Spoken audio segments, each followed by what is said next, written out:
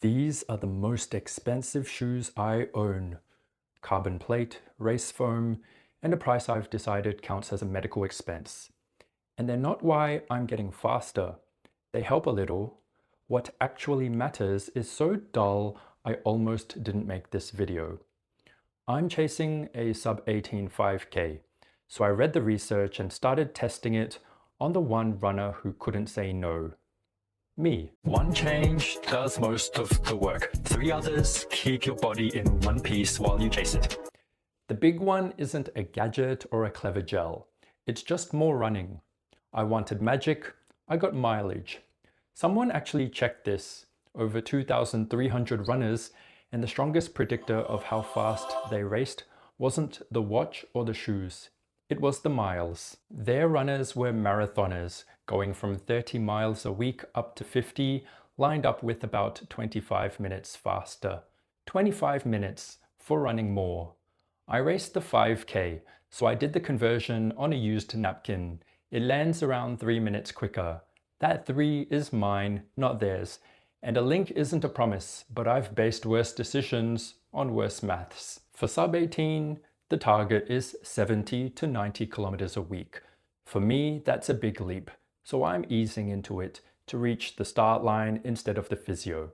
Push the miles up too fast though, and you'll get hurt long before you get fast. First, the shoes.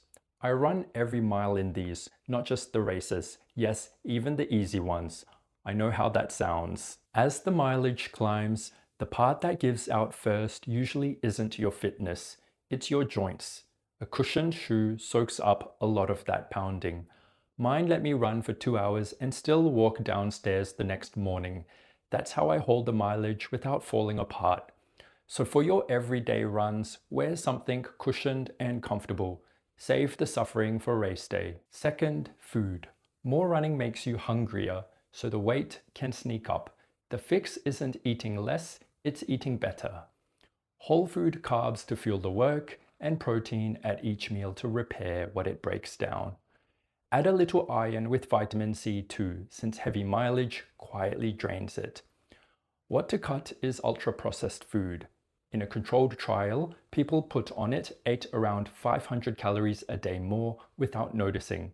Same meals on offer, they just ate more. So the snacks and soft drink that never quite fill you up, those are the ones to drop, not the fuel your training depends on. Third, sleep. The one runners ignore the hardest, right up until they're hurt. Hard training leaves you tired and a little broken. Sleep is when that turns into actual fitness. Skip it, and you've taken the damage without the reward. In one study, athletes who slept 10 hours a night got faster and sharper with no extra training.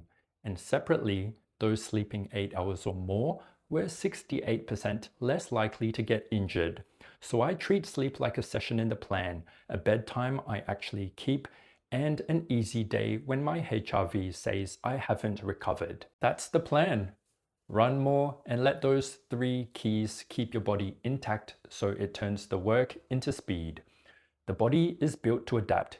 Give it a load, let it recover, and it comes back stronger. That's not my design.